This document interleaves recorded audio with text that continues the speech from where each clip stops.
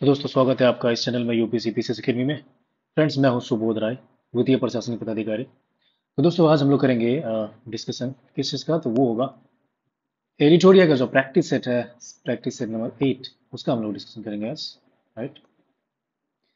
तो दोस्तों शुरू से लेकर के लास्ट तक आप लोग जरूर देखिएगा, क्योंकि बहुत सारी इन्फॉर्मेशन इसमें मिलने वाला है आप लोगों को। जो यहाँ पर इन्फॉर्मेशन जो है वो तो रहेगा ही, इसके अलावा भी एडिशनल इन्फॉर्मेशन मैं बताने का कोशिश करूंगा आपको यहाँ पे। ठीक है। और अभी तक आपने हमारे चैनल को सब्सक्राइब नहीं किया तो कृपया करके हमारे चैनल को सब्सक्राइब कर लेंगे, है ना। तो देखिए हमारा जो पहला क्वेश्चन है वो उसके बारे में बात किया जा रहा है। 2024 का साहित्य का जो है नोबेल पुरस्कार जो है ना, किस लेखिका को दिया गया है। राइट। तो ये जो है आपको दिया गया है सी, यानी कि हान कांग, है ना। हान कांग नाम की जो लेखिका है उनको ये दिया गया है। ध्यान देंगे इस चीज को। एंड देन अगला क्वेश्चन आपका है, ये है कि हाल ही में भारत की 14वीं जो महारत्ना कंपनी बन गई है वो कौन बन गई है। राइट। टोटल यानी कि अब जो है हमारा महारत्ना कंपनी बन गई। आपको पता होगा यार कि तीन तरह की चीजें इस तरह का दिया जाता है। सबसे जो कम लेवल का होता है उसको हम लोग मिनी रत्ना बोलते हैं ना। आपने जरूर पढ़ा होगा ये। मिनी रत्ना के बाद हो क्या, महारत्ना होता है, नहीं नवरत्ना होता है। Right, Navratna. And then Maharatna जो होता है सबसे हायर लेवल का होता है। ठीक है, जो अच्छे कंपनी जो जिनके टर्न ओवर ज़्यादा हैं, अच्छे हैं, तो उनको महारत्ना की श्रेणी में रखा जाता है। और टोटल जो है ना अभी 14 हो गया। राइट, 14 जो है टोटल महारत्ना कंपनी हो गया। ध्यान देंगे इस चीज़ को। और हाल ही में जो है हाल जो है ना कि हिंदुस्तान एरोनॉटिकल्स लिमिटेड जो है, जो कि डिफेंस से रिलेटेड काम करना चाहती है ना, डिफेंस का जो है जैसे हेलीकॉप्टर वगैरह बनाती है, तो ये है। ध्यान देंगे इस चीज़ को, है ना। आगे देखते हैं हम लोग गाइस कि 22 से 24 अक्टूबर 2024 तक किस शहर में ब्रिक्स देशों का 16वां शिखर सम्मेलन सफलतापूर्वक संपन्न हुआ है। तो ये आपका हो जाएगा डी, यानी कि रूस के कजान में हुआ है ना।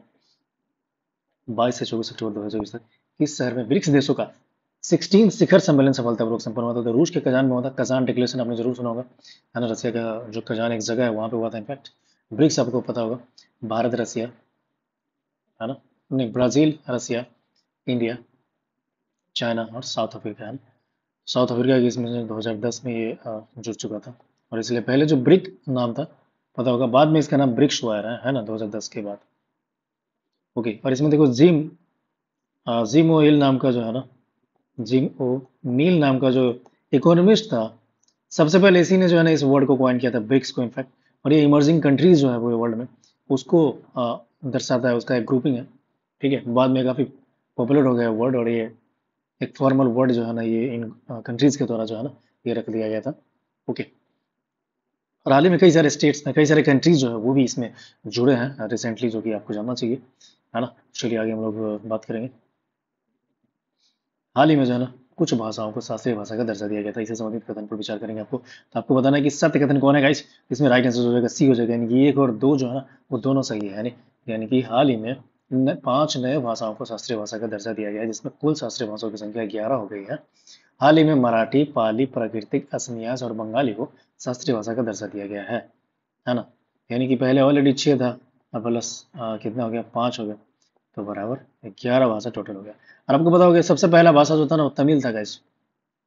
तमिल भाषा को जो है ना पूरे इंडिया का जो है सबसे पहला शास्त्रीय भाषा का दर्जा दिया गया था।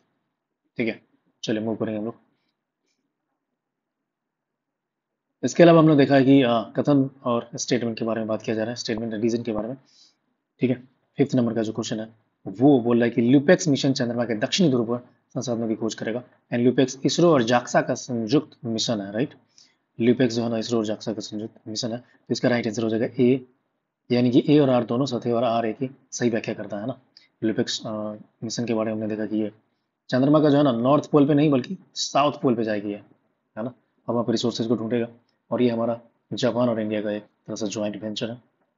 आगे देखिए बात करें हम लोग वेलेस रेखा के बारे में। दिया गया है वेलेस रेखा जो है, वेलेस लाइन क्या है, और पहले हाल ही के अकादमिक अध्ययनों और विविध क्षेत्रों में पुनः विचार किया गया है। तो ये आपको बताना है गैस।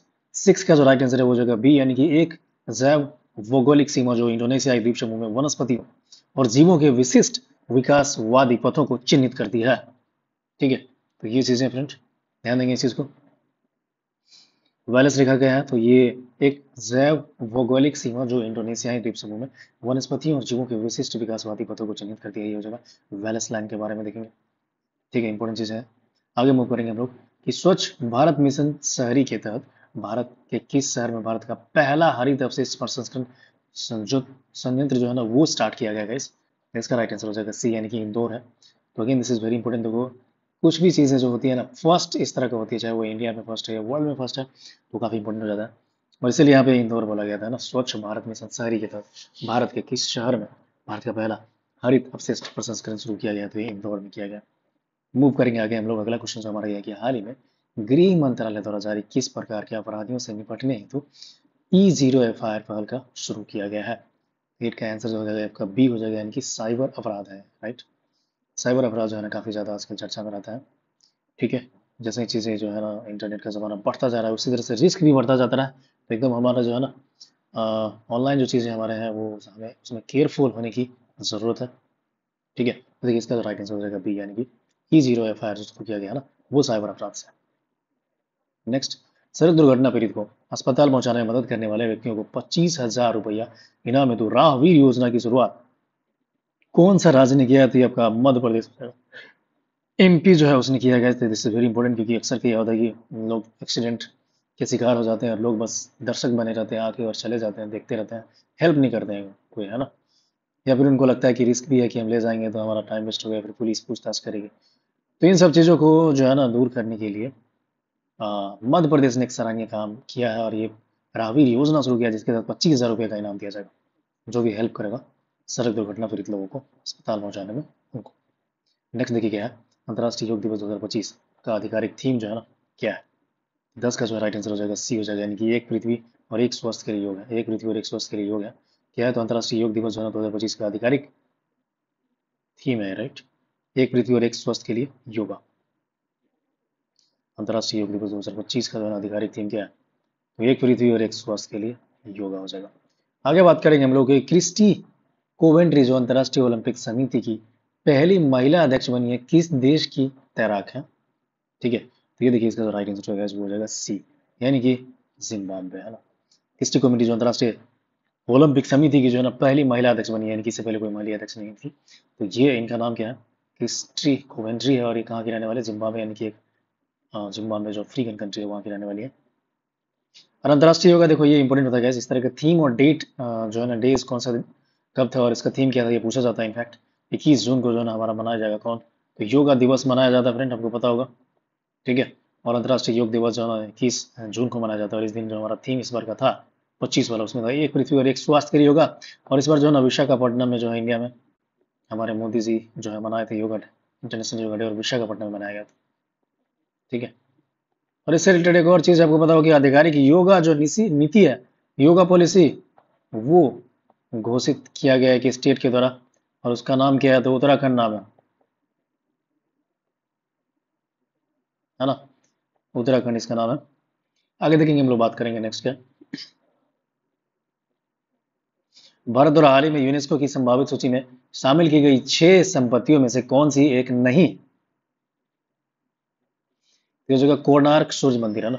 भारत द्वारा हाल ही में यूनेस्को की संभावित सूची में शामिल की गई 6 संपत्तियों में से कौन सी एक नहीं है, तो ये देखिए कोणार्क का सूर्य मंदिर हो जाएगा, कैसा ना, ध्यान देने की चीज को।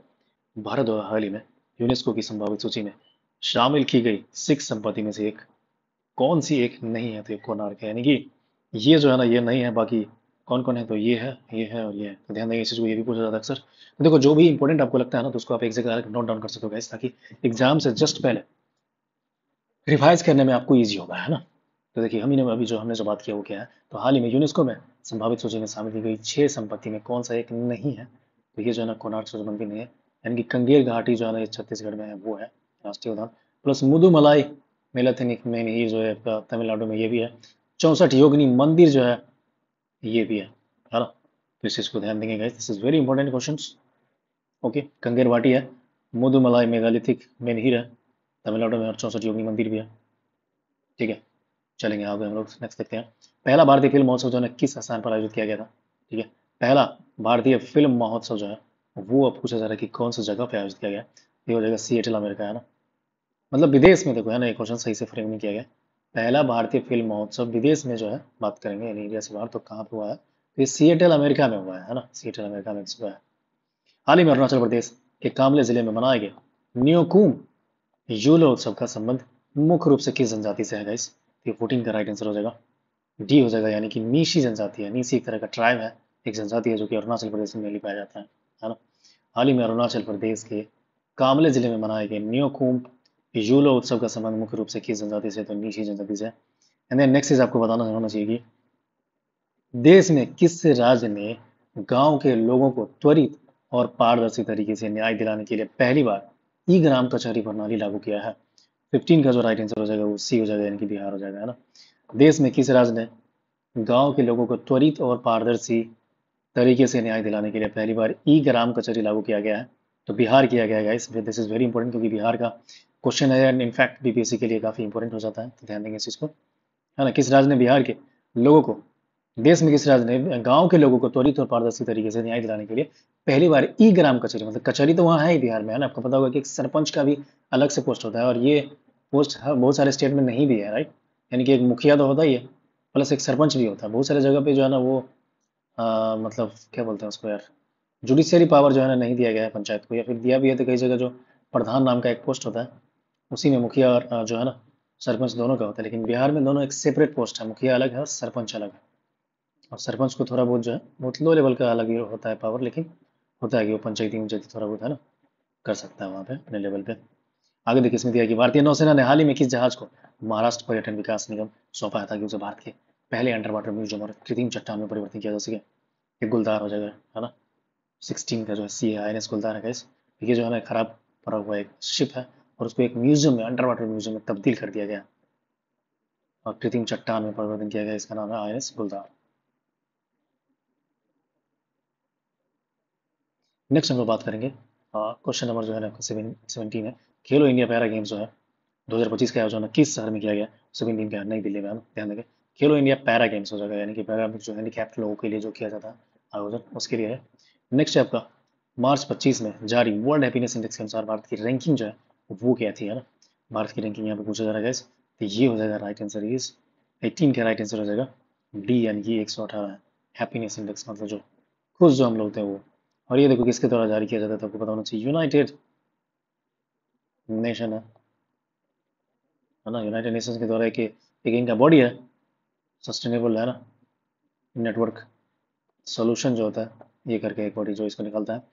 नेक्स्ट हम लोग देखेंगे टीबी यानी कि क्षय रोग के बारे में। देखिए 2025 का थीम क्या था वो पूछा जा रहा है। बी हो जाएगा यानी कि हाँ हम टीबी को खत्म कर सकते हैं, प्रतिबद्ध निवेश और उधार उद्धार, है ना। ये जो है ना टीबी का एक थीम है एक तरह से। नेक्स्ट हम लोग मूव करेंगे कि मार्च 25 में भारतीय अंतरिक्ष अनुसंधान संगठन ने इसरो और SCL यानी कि सेमीकंडक्टर प्रोड्यूसर और अंतरिक्ष यानी प्रयोगों के लिए विकसित किए गए भारत के पहले स्वदेशी 32 बीट माइक्रो प्रोसेसर के नाम क्या रखा गया है ना। क्या है तो इसरो और सेमीकंडक्टर प्रयोगशाला द्वारा अंतरिक्ष अनुप्रयोगों के लिए विकसित किया गया भारत का पहला स्वदेशी 32 बिट माइक्रो प्रोसेसर का नाम क्या रखा गया गाइस? तो ये जो है आपको पता होना चाहिए और ये काफी इंपॉर्टेंट चीज है, ठीक है। 20 का जो राइट आंसर हो जाएगा बी हो जाएगा, यानी कि विक्रम और कल्पना। इनफैक्ट कल्पना चावला जो है एक पता होगा हमारे जो एस्ट्रोनॉट थी एक, जिनकी देहांत हो गया था अमेरिका में जाकर के जो है ना नागरिकता ले ली थी, इंडियन ओरिजिन की थी। और विक्रम साराभाई तो आपको पता ही है जो हमारे इसरो के जन्मदाता माने जाते हैं ना, तो उन्हीं के नाम पर रखा गया। क्या है तो भारत का पहला स्वदेशी 32 बिट माइक्रो प्रोसेसर का नाम है, इनका नाम विक्रम और कल्पना। मूव करेंगे हम लोग फटाफट नेक्स्ट क्वेश्चन की तरफ। मार्च 25 में भारत ने किस देश के साथ अपने समुद्री डिजिटलीकरण और डिकार्बनाइजेशन को बढ़ावा देने के लिए एक आशय पत्र यानी कि LOI पर हस्ताक्षर किए हैं? ये आपको बताना फ्रेंड। तो इसका जो राइट आंसर हो जाएगा बी हो जाएगा, यानी कि सिंगापुर हो जाएगा। ध्यान देंगे इस चीज को। मार्च 25 में भारत ने किस देश के साथ अपने समुद्री डिजिटलकरण और डिकार्बनाइजेशन को बढ़ावा देने के लिए एक आशय पत्र जो होता है लेटर ऑफ अंडरस्टैंडिंग या इन्वेस्टमेंट जो भी है उस पर हस्ताक्षर किए गए और सिंगापुर के द्वारा किया गया? ध्यान देंगे इस चीज को। नेक्स्ट हम लोग बात करेंगे कि भारतीय रिजर्व बैंक यानी कि इंडिया RBI के बारे में दिया गया जारी भारत के धन प्रेषण सर्वेक्षण रिपोर्ट 2023 से 24 के संबंध में निम्नलिखित कथन पर हम लोग विचार करेंगे। 22 का जो राइट आंसर है वो हो जाएगा आपका ए, यानी कि केवल कथन एक सही है। सही कथन चुनिए, केवल एक कथन जो यहाँ पे सही है। ओके, यानी कि क्या हुआ 2023 से 24 में भारत को सबसे अधिक जो है ना रेमिटेंस जो है ना USA से प्राप्त हुआ है, और ये स्टेटमेंट सही है। लेकिन ये जो है ना ये गलत है, यानी कि भारत राज्यों में सबसे अधिक रेमिटेंस गुजरात में प्राप्त होता है, गलत है ना। गुजरात में नहीं प्राप्त होता है। आप लोग कमेंट में करके बताइएगा इसकी कौन सा स्टेट है इंडिया में जो सबसे ज्यादा रेमिटेंस प्राप्त होता है। आपको ऑप्शन है केरला है, महाराष्ट्र है, दिल्ली है, या उत्तर प्रदेश है। बताइए आप लोग, है ना। ये सारे ऑप्शन है, उसमें से एक आंसर है। आप लोग बताइए, है ना। बीच बीच में आप लोगों को एक्स्ट्रा क्वेश्चन भी पूछता हूँ ताकि आप लोगों को थोड़ा सा होमवर्क करना पड़ेगा। और पार्टिसिपेट करेंगे आप लोग, है ना, इस वजह से। तो चलिए नेक्स्ट हम लोग मूव करेंगे फटाफट नेक्स्ट क्वेश्चन की तरफ कि प्रख्यात हिंदी लेखक विनोद कुमार शुक्ला को हाल ही में भारत के सर्वोच्च साहित्यिक सम्मान 59th ज्ञानपीठ पुरस्कार से सम्मानित किया गया। इस सम्मान के संबंध में निम्नलिखित में विचार करेंगे हम लोग। तो इसका जो राइट आंसर हो जाएगा फ्रेंड, इसका हो जाएगा डी हो जाएगा, यानी कि बोले तो 1 2 3 है। यानी कि इसमें यह पुरस्कार लघु कला, लघु कथा, कविता, निबंध में उनके असाधारण कार्य के लिए प्रदान किया गया है। वह यह प्रतिष्ठित पुरस्कार पाने वाले छत्तीसगढ़ के पहले लेखक है। ज्ञानपीठ पुरस्कार से सम्मानित होने वाले 12वें हिंदी लेखक हैं। ठीक है, तो हम लोग बात क्या करें, तो प्रख्यात हिंदी लेखक विनोद कुमार शुक्ला को हाल ही में भारत के सर्वोच्च साहित्यिक सम्मान 59th ज्ञानपीठ पुरस्कार से सम्मानित किया गया। और इस सम्मान के संबंध में निम्नलिखित कथन पर हम लोग विचार करें कि कौन सा कथन सही है। तो 1 2 3 यानी कि यह पुरस्कार लघु कथा, कविता और निबंध में उनके असाधारण कार्य के लिए प्रदान किया गया है। वह यह प्रतिष्ठित पुरस्कार पाने वाले छत्तीसगढ़ के पहले लेखक हैं। एंड वह ज्ञानपीठ पुरस्कार से सम्मानित होने वाले 12वें हिंदी लेखक हैं। ये भी सही है। नेक्स्ट हम लोग वो करेंगे गाइस, अगला हमारा जो है वो है, किस राज्य की सरकार ने जल इकाइयों के संरक्षण के लिए जल गंगा संवर्धन अभियान की शुरुआत की गई है। 24 का राइट आंसर हो जाएगा, ये आपका है बी बोले तो, यानी कि मध्य प्रदेश हो गया ना। जल इकाइयों के संरक्षण के लिए जल गंगा संवर्धन अभियान किया गया, तो एमपी है गाइस ये आंसर इसका। कंफ्यूजिंग है थोड़ा सा क्योंकि गंगा नदी वहां पर तो है नहीं, लेकिन फिर भी ये स्कीम का नाम रखा गया है जल गंगा संवर्धन अभियान। तो ध्यान देना इस चीज को, आप लोग कंफ्यूज करके यूपी या बिहार मार देंगे और या फिर उत्तराखंड, बट इसका आंसर थोड़ा सा कंफ्यूजिंग है और राइट आंसर है एमपी। और इसी तरह एक और स्कीम था, राजस्थान ने भी कुछ किया था, गंगा नाम का कुछ स्कीम है ना, तो वो भी आप लोग ध्यान देंगे, वो भी थोड़ा कंफ्यूजिंग है। राजस्थान में भी गंगा नहीं बहती है, लेकिन फिर भी उन्होंने एक वाटर से रिलेटेड एक स्कीम चलाया था, उसका नाम समथिंग गंगा है, मुझे एग्जैक्टली याद नहीं है। आप लोगों को याद है तो कृपया करके कमेंट में बताइएगा। नेक्स्ट हम लोग मूव करेंगे 25 नंबर का जो क्वेश्चन है, जिसमें देखते हैं हम लोग कि 10वीं कक्षा में रोबोटिक शिक्षा निवास करने वाला भारत का पहला राज्य कौन हो गया। ये हो जाएगा केरला। ध्यान देंगे इस चीज को, दिस इज वेरी इंपॉर्टेंट। और इंडिया में ऐसा करने वाला पहला राज्य हो गया है, इसलिए और इंपॉर्टेंट हो जाता है ना। 25 नंबर का जो क्वेश्चन है उसका राइट आंसर हो जाएगा सी बोले तो केरला। आगे करेंगे विभिन्न पुरस्कारों के संदर्भ में निम्नलिखित कथनों में से कौन सा जोड़ी सही सुमेलित है। 26 का जो राइट आंसर है फ्रेंड वो हो जाएगा ए, यानी कि 1 और 2 जो है ना वो सिर्फ सही है। ज्ञानपीठ पुरस्कार मिला है तो विनोद कुमार शुक्ला जी को मिला है। एबेल पुरस्कार जो मिला है मासाकी काशीवारा को मिला है। ठीक है, ध्यान देंगे इस चीज को। सरस्वती पुरस्कार जो है ये प्रभा वर्मा, ये गलत है ना, और ये जो है ये भी गलत है। ओके, ज्ञानपीठ शुक्ला जी को मिला है। एबेल पुरस्कार मासाकी काशीवारा जो कि जापान के रहने वाले हैं, इनको मिला है। मूव करेंगे आगे। भारतीय सिनेमा पर सांस्कृतिक प्रभाव और सार्वजनिक सेवा में योगदान के लिए लाइफ टाइम अचीवमेंट अवार्ड से किसको सम्मानित किया गया हाल ही में। 27 का राइट आंसर है ए बोले तो रजनीकांत। साउथ इंडियन एक्टर है रजनीकांत, और इन्हीं को दिया गया, क्या दिया गया, तो भारतीय सिनेमा सांस्कृतिक प्रभाव और सार्वजनिक सेवा में योगदान के लिए लाइफ टाइम अचीवमेंट अवार्ड से दिया गया है। नेक्स्ट क्या है कि भारत ने किस देश के साथ ग्रीन डिजिटल शिपिंग कॉरिडोर के लिए एक आशय पत्र पे जो है ना हस्ताक्षर किया है। ठीक है, तो आपको बताना है 28 का आंसर हो जाएगा बी, यानी कि सिंगापुर है। Again this is very important. क्या है तो किस देश के साथ ग्रीन डिजिटल, ठीक है, शॉपिंग कॉरिडोर से ऊपर एक हस्ताक्षर आशय पत्र पर हस्ताक्षर किए। ठीक है, और ये हो जाएगा आपका सिंगापुर। तो ध्यान देंगे इस चीज को। मूव करेंगे हम लोग फटाफट आगे क्वेश्चन की तरफ गाइस। ठीक है, हमारा अगला क्वेश्चन ये रहेगा कि भारत में मनाया गया अंतर्राष्ट्रीय जो है ना लवी मेला का संबंध किस देश से है ना। लवी मेला देखो क्या है, ये हो जाएगा आंसर तिब्बत से हो जाएगा ना। लवी मेला कहाँ पर है, तिब्बत में है, ध्यान देंगे। वित्त वर्ष 24-25 में सबसे अधिक जीएसटी संग्रह करने वाला राज्य कौन हो गया है। 30 का जो राइट आंसर हो जाएगा डी हो जाने की महाराष्ट्र हो जाएगा ना। सबसे ज्यादा जीएसटी जो है यहीं पे महाराष्ट्र में कलेक्शन किया गया है। आगे देखिए इसमें दिया कि प्रधानमंत्री जो है सूक्ष्म खाद्य उद्योग उन्नयन योजना के सफल क्रियान्वयन में बिहार ने देश भर में कौन सा स्थान हासिल किया है।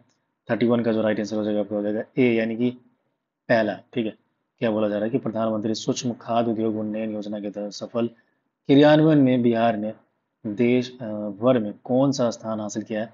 ये हो जाएगा पहला, 31 का है। ध्यान देंगे इस चीज को, बिहार से रिलेटेड है, तो ये डेफिनेटली काफी इंपॉर्टेंट हो जाता है।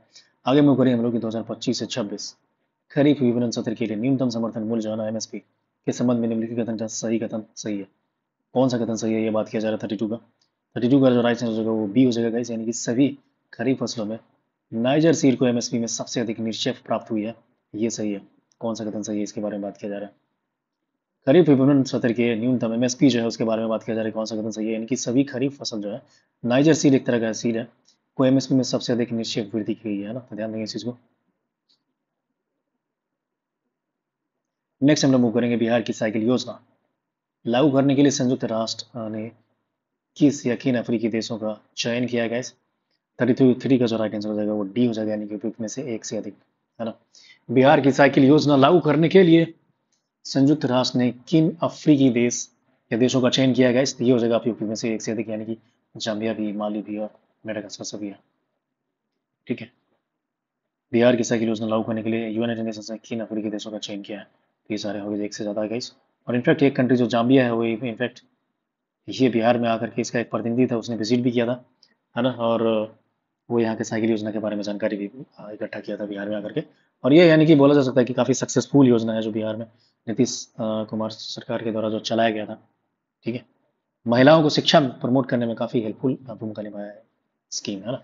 नेक्स्ट देखिए क्या दिया, सी ड्रैगन 25 के बारे में देखिए दिया है। वार्षिक बहुपक्षीय नौसैनिक अभ्यास का आयोजन जो है कहाँ पे किया गया? 34 का जो राइट आंसर हो जाएगा वो हो जाएगा बी हो जाएगा, है ना, पश्चिमी प्रशांत महासागर में। सी ड्रैगन 25 वार्षिक बहुपक्षीय नौसैनिक अभ्यास का आयोजन कहाँ किया गया था? पश्चिमी प्रशांत महासागर में किया गया। और इसके बारे में हम लोग देखेंगे गाइस, हाल ही में अरब शिखर सम्मेलन की आपातकालीन बैठक कहाँ की गई है? अरब शिखर सम्मेलन है, 35 का जो राइट आंसर हो जाएगा ये आपका सी हो जाएगा, यानी कि काहिरा में किया गया। अरब जो शिखर सम्मेलन उसका आपातकालीन इमरजेंसी बैठक बुलाया गया था, और वो काहिरा है, एक मिस्र यानी कि इजिप्ट इसको इंग्लिश में बोलते हैं, है ना, इजिप्ट में किया गया है। आगे देखिए इसमें दिया कि मोबाइल वर्ल्ड कांग्रेस 25 बार्सिलोना में भारत का प्रतिनिधित्व किसके द्वारा किया गया था? तरह से इसका जो है आंसर हो जाएगा आपका सी, ज्योतिरादित्य सिंधिया को, है ना। मोबाइल वर्ल्ड कांग्रेस बार्सिलोना में हुआ है और वहीं पे ये किया गया था ज्योतिरादित्य सिंधिया के द्वारा प्रतिनिधित्व इंडिया का। नो योर मेडिसिन जो है K Y M, know your medicine किस मंत्रालय द्वारा शुरू किया गया है? तो इसका राइट आंसर हो जाएगा खेल एवं युवा कल्याण मंत्रालय, है ना।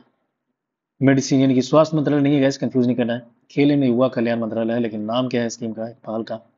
ये नो योर मेडिसिन, है ना, तो ध्यान देना इस चीज को। सॉरी। तो देखो आगे हम लोग बात करेंगे गाइस कि द्विपक्षीय बहुपक्षीय सैनिक अभ्यासों के संदर्भ में निम्न में से कौन से सही जोड़े सुमेलित नहीं है? 38 का राइट आंसर हो जाएगा बी हो जाएगा, यानी कि ये जो है ना सही सुमेलित नहीं है, यानी कि ये भी सही है। 3 और ये 4 जो है ना ये बिल्कुल सही सुमेलित है। इसमें पूछा जा रहा है कि कौन सा सुमेलित सही नहीं है? तो ये एक और दुनिया यानी कि ये है, यानी कि अभ्यास इन योका जो है ना भारत और ग्रीस के बीच में, अभ्यास इंद्र जो है भारत और रसिया के बीच में गाइस, और ये वरुण जो है आपको पता होगा फ्रांस के बीच में होता है फ्रेंड। सिंगापुर गलत दिया है। खंजर जो है किर्गिस्तान के बारे में होता है, किर्गी, है ना।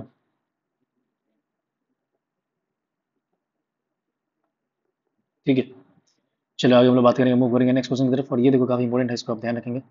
डेफिनेटली जो एक्सरसाइज वाला जो चीज होता है मेडिट एक्सरसाइज, उससे डेफिनेटली एक या दो क्वेश्चन जरूर पूछा जाएगा, है ना। ये थोड़ा नया टाइप का है अभ्यास इनियोकास, और ये भारत और ग्रीस के बीच में किया गया। ग्रीस बोले तो जो पुर्तगाल है उसको ग्रीस बोलते हैं, है ना। और इंदिरा तो खैर पता होगा भारत और रूस है, लेकिन इनियोकास जो ग्रीस है, थोड़ा लेस नोन चीजें हैं, तो ध्यान देंगे इस चीज को। भारत सरकार द्वारा किस वर्ष तक अपने रक्षा निर्यात लक्ष्य को 50,000 करोड़ तक पहुंचाना है? 39 का राइट आंसर है, यानी कि 2029 तक है, 50,000 करोड़ 2029 तक। आठवें अंतर्राष्ट्रीय एशिया उद्योग उभरते बाजार संगठनों की परिषद COAI में 2025 का आयोजन कहाँ पे किया जाएगा? तो ये आपका 40 का जो राइट आंसर है वो हो जाएगा सी, यानी कि लखनऊ में किया जाएगा, है ना। आठवें अंतर्राष्ट्रीय एशियाई उद्योग और उभरते बाजार गठबंधनों का परिषद जो है आयोजन कहाँ पे किया जाएगा? लखनऊ में किया जाएगा। नई दिल्ली में आयोजित विश्व सतत विकास शिखर सम्मेलन 2025 का उद्घाटन किसके द्वारा किया गया है? तो 41 का राइट आंसर जो है वो डी हो जाएगा, यानी कि भूपेंद्र।